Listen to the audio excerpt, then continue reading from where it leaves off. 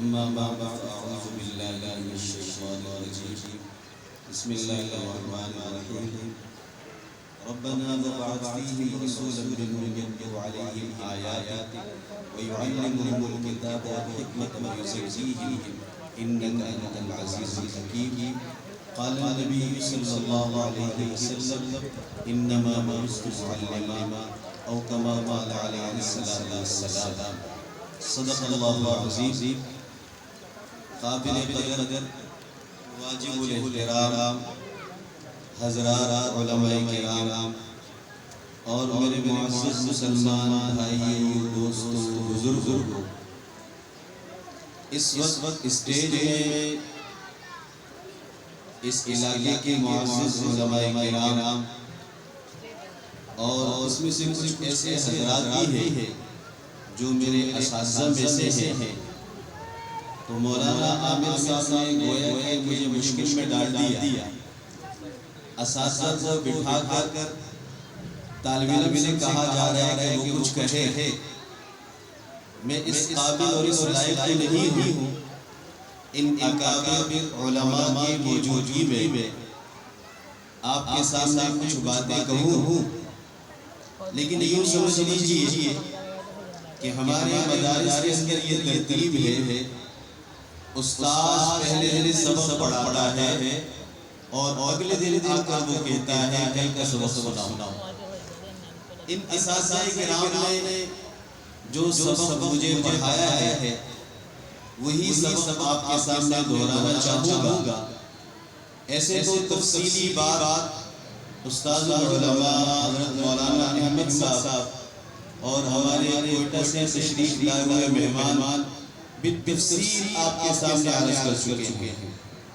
انہی حضرات کی بات کی کچھ حاشیہ اور کچھ تشریح چند چنٹوں میں کر کے میں اپنی بات کو ختم کروں گا۔ عزیزان محترم، پہلی بات یہ ہے کہ میں اور آپ اس وقت ایک مدرسے کے سالانہ تقریب میں جمع ہوئے ہیں۔ ہمارے اکابر میں سے حضرت مولانا خیر محمد جلندری رحمۃ اللہ علیہ کا یہ مقولہ ہے، حضرت فرمایا کرتے تھے کہ یہ جو سالانہ تقریب ہے اس کا بنیادی مقصد کیا ہے؟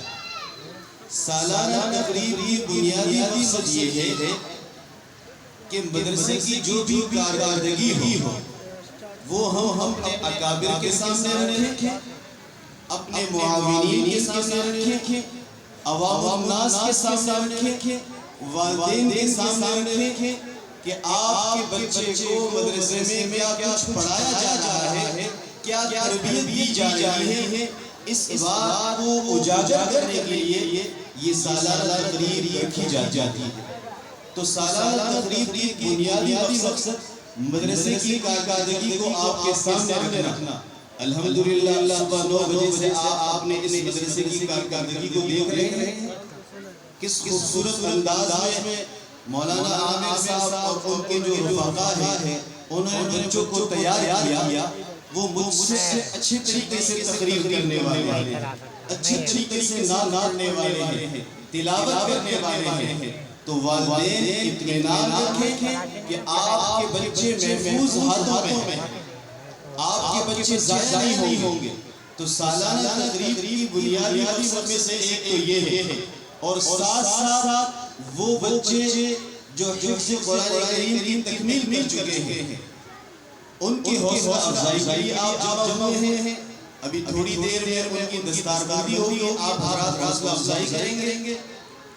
تو ایک بات میں اپنی بیان کر چکا ہوں، سالانہ تقریب کی بنیادی مقصد۔ دوسری بات عزیزان محترم، آپ حضرات بڑے خوش نصیب ہیں، یہ اسٹیج پہ بیٹھنے والے یہ بھی بڑے خوش نصیب ہیں، یہ در و دیوار یہ بھی خوش نصیب ہے، یہ آسمان اور یہ زمین یہ فضائیں یہ بھی خوش نصیب ہے۔ کیوں خوش نصیب ہے؟ 24 گھنٹے یہ قرآن کریم کی تلاوت یہ سنتی ہے، یہ در و دیوار یہ زمین یہ فضا یہ ہر چیز قرآن کریم کی تلاوت سنتی ہے۔ اسی طرح رسول اکرم صلی اللہ علیہ وسلم کے ذکر خیر سنتی ہے، اس اعتبار سے آپ حضرات بھی خوش نصیب ہوئے، آپ کے بچے بھی خوش نصیب ہوئے، یہ اساتذہ کرام، یہ علماء، یہ بھی خوش نصیب ہے۔ یقیناً آپ دین کی محبت پر یہاں جمع ہوئے ہیں۔ نبی اکرم صلی اللہ علیہ وسلم سے ایک صحابی نے پوچھا، اللہ کے نبی قیامت کب آئے گی؟ ایک صحابی نے پوچھا، انس بن مالک رضی اللہ تعالیٰ عنہ کی روایت ہے، فرمایا اللہ کے نبی قیامت کب آئے گی؟ تو نبی علیہ السلام نے جواب میں فرمایا، قیامت کے بارے میں پوچھ تو رہے ہو، قیامت کے لیے تم نے کیا تیاری کی ہے؟ قیامت کے لیے تیاری کیا ہے؟ اس صحابی نے عجیب جواب دیا، اس صحابی نے جواب میں فرمایا، اللہ کے نبی میرے پاس اس کے لیے کوئی تیاری نہیں، فقط ایک بات کی امید ہے، ایک خوبی میرے پاس ہے، وہ خوبی میرے پاس یہ ہے، میں اللہ اور اس کے رسول سے محبت کرتا ہوں، یہ خوبی ہے میرے پاس اور کچھ بھی نہیں ہے۔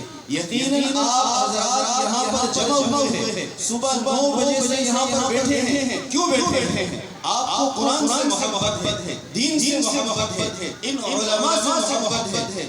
اللہ کے نبی نے اس صحابی کو جواب میں فرمایا، پھر کوئی فکر کی بات نہیں، پھر کوئی فکر کی بات نہیں، قیامت جب بھی برپا ہو جائے تمہارا حشر انہی لوگوں کے ساتھ ہوگا جن سے تم محبت کرنے والے ہو۔ میں اللہ کی ذات پر بھروسہ کر کے یہ بات کہتا ہوں، جس طرح میں اور آپ یہاں پر جمع ہوئے ہیں اللہ اور اس کے رسول کی محبت کی بنا پر، خدا کی قسم انشاءاللہ قیامت کے دن اللہ تبارک و تعالی ہمیں اسی طرح جمع فرمائے۔ اور یاد رکھیے، یہ علماء سے محبت، یہ طلباء سے محبت، یہ دین سے محبت، یہ قرآن کریم سے محبت، یہ دنیا میں بھی کام آئے گی، قبر میں بھی کام آئے گی، حشر میں بھی کام آئے گی، پل صراط میں بھی کام آئے گی، جیسے کہ رسول اللہ صلی اللہ علیہ وسلم نے فرمایا۔ میں 3 باتیں آپ کے سامنے عرض کرنا چاہ رہا تھا۔ پہلی بات سالانہ تقریب جو کرتے ہیں اس کا مقصد، دوسری بات دین سے محبت کا نتیجہ، تیسری اور آخری بات کے اپنی بات کو ختم کروں۔ میں نے آپ کے سامنے آیت تلاوت کی، ربنا وابعث فیہم رسولا۔ اس آیت مبارکہ کے اندر اللہ تبارک و تعالی سرکار دو عالم صلی اللہ علیہ وسلم کو جو دنیا میں مبعوث فرمایا، اس کے بنیادی 3 مقاصد کو ذکر فرما رہے ہیں۔ آپ علیہ السلام کی بنیادی ذمہ داری کیا ہے؟ تعلیم کتاب، قرآن کریم کی تعلیم۔ آج سے تقریباً 15 سال قبل استاد و اساتذہ حضرت مولانا مفتی نظام الدین شاہ صاحب رحمۃ اللہ علیہ، ہمارے بھی استاد، ہمارے اساتذہ کے بھی استاد، یہاں پر اسٹیج پہ بیٹھے ہوئے ایسے خوش نصیب لوگ بھی ہوں گے جنہوں نے بالمشافہہ سے پڑھا ہوگا، حدیث کی اجازت بھی ہوگی۔ حضرت مفتی نظام الدین شاہ صاحب رحمۃ اللہ علیہ آج سے 15 سال قبل آپ کے پڑوس میں جامعہ مسجد بہار کالونی میں تشریف لائے تھے، اور آپ نے اس آیت تلاوت کی اور یہی تشریح کی، انہی کے الفاظ آپ کے سامنے ذکر کر رہا ہوں۔ حضرت نے فرمایا اس آیت مبارکہ کے اندر اللہ تبارک و تعالی نے نبی کریم صلی اللہ علیہ وسلم کے بعثت کی بنیادی 3 مقاصد کو ذکر فرمایا۔ نمبر 1 تعلیم کتاب، نمبر 2 تعلیم محبت، نمبر 3 تزکیہ نفس۔ عزیزان محترم، یہ ہم سب کے لیے اعزاز کی بات ہے۔ آج ہمارے مدارس کے اندر تعلیم کتاب کی بھی تعلیم دی جا رہی ہے، قرآن کریم کی تعلیم دی جا رہی ہے، اور حکمت کی احادیث کی بھی تعلیم دی جا رہی ہے، اور تزکیہ نفس، لوگوں کی اصلاح کی فکر بھی کی جا رہی ہے۔ یہ نبی کریم صلی اللہ علیہ وسلم کی بعثت کی بنیادی 3 مقاصد، انہی کی چند مثالیں ذکر کے اپنی بات ختم کروں گا۔ پہلی بات تعلیم کتاب، خود نبی کریم صلی اللہ علیہ وسلم نے اس کی بے شمار مثالیں پیش کی۔ ایک موقع پر آپ نے ارشاد فرمایا، اے لوگوں، اگر قرآن کریم کو اسی طرح تر و تازگی کے ساتھ پڑھنا چاہتے ہو، جس تر و تازگی کے ساتھ قرآن کریم کا نزول ہوا، اگر اسی تر و تازگی کے ساتھ اسی انداز میں قرآن کریم تلاوت کرنا چاہتے ہو تو تم پر لازم ہے عبداللہ بن مسعود کی طرح تلاوت۔ کیا مطلب؟ یعنی تجوید کے ساتھ جس انداز میں قرآن کریم کا نزول ہوا اسی انداز میں قرآن کریم کو سیکھے اور پڑھے. بہت معذرت کے ساتھ آج ہم اپنی زبان میں قرآن کریم پڑھ. اگر کوئی پشتو سے تعلق رکھتا ہے وہ پشتو میں قرآن کریم پڑھ رہا ہے, کوئی بلوچی میں قرآن کریم پڑھ رہا ہے. حالانکہ حکم یہ ہے قرآن کریم کو اسی انداز میں پڑھنا چاہیے جس انداز میں یہ نازل ہوا, عربی میں تجوید کے ساتھ پڑھنا چاہیے.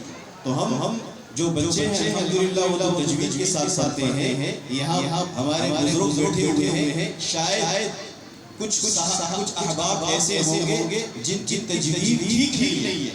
ان کو چاہیے کہ آپ میں سے ہر شخص یہ سمجھتا ہے میں قاری ہوں, میرے الفاظ درست ہیں. ضرورت اس بات کی ہے کہ کسی قاری صاحب کے سامنے جا آپ سورۃ فاتحہ سنائیں, وہ آپ بتلائیں گے کہ آپ کی تجوید ٹھیک ہے یا ٹھیک نہیں ہے. اگر ٹھیک ہے الحمدللہ بڑی اچھی بات ہے, اگر ٹھیک نہیں ہے ان علماء ان قراء کے پاس بیٹھ کر دوزانوں ہو کر اپنی تجوید ٹھیک کریں. اسی طرح تعلیمی کتاب کی دوسری مثال نبی کریم صلی اللہ علیہ وسلم نے حضرت ابو ہریرہ رضی اللہ عنہ سے فرمایا, اے ابو ہریرہ قرآن کریم سیکھو اور سکھاؤ. قرآن کریم سیکھو اور سکھاؤ. سیکھنے والے آپ حضرات ہیں, اسٹیج پہ بیٹھنے والے سکھانے والے ہیں. قرآن کریم سیکھو اور سکھاؤ اور اسی کو اپنی زندگی کا مشغلہ بناؤ. آپ نے ابو ہریرہ سے فرمایا قرآن کریم سیکھو اور سکھاؤ, اسی کو اپنی زندگی کا مشغلہ بناؤ. اگر قرآن کریم یہ سیکھتے سکھاتے تمہاری موت واقع ہو جائے, لوگ تمہارے قبر کی زیارت کے لیے اس انداز میں دوڑیں گے. لوگ نہیں, فرشتے تمہاری قبر کی زیارت کے لیے اس انداز میں دوڑیں گے جس انداز میں لوگ بیت اللہ کی زیارت کے لیے دوڑتے ہیں. آپ نے فرمایا قرآن کریم سیکھو اور سکھاؤ, اسی کو اپنی زندگی کا مشغلہ بناؤ. اگر اس حال میں تمہاری موت واقع ہو جائے تو فرشتے تمہاری قبر کی زیارت کے لیے اس انداز میں آئیں گے جس انداز میں لوگ دیوانہ وار ہو کر بیت اللہ کی طرف دوڑ سے زیارت چلی جاتے. تو الحمدللہ ہمارے مدارس کے اندر تعلیمی کتاب کا سلسلہ بھی ہے, جیسے بچے قرآن کریم پڑھ رہے ہیں, قاعدہ بھی پڑھ رہے ہیں, حفظ بھی کر رہے ہیں. جہاں تک حکمت کی تعلیمی بات ہے, احادیث کی تعلیمی بات ہے, الحمدللہ اس بیڑے کو بھی مدارس سے اٹھایا ہوا. اور نبی کریم صلی اللہ علیہ وسلم نے ارشاد فرمایا نصر اللہ من سمع مقالتی, اللہ تر و تازہ رکھے. اللہ کے نبی دعا دے, اللہ تر و تازہ رکھے اس شخص کو جو میرے کلام کو سنے, انہی الفاظ میں یاد کرے اور آگے لوگوں تک پہنچائے. اللہ اس شخص کو تر و تازہ رکھے. اسی وجہ سے آپ نے دیکھا ہوگا ہمارے اکابرین میں سے کوئی 100 سال ابھی حضرت مولانا سلیم اللہ خان صاحب رحمۃ اللہ علیہ کا تذکرہ فرما رہے ہیں, ہمارے کوئٹہ کے مہمان. اگر آپ نے ان کو دیکھا ہوگا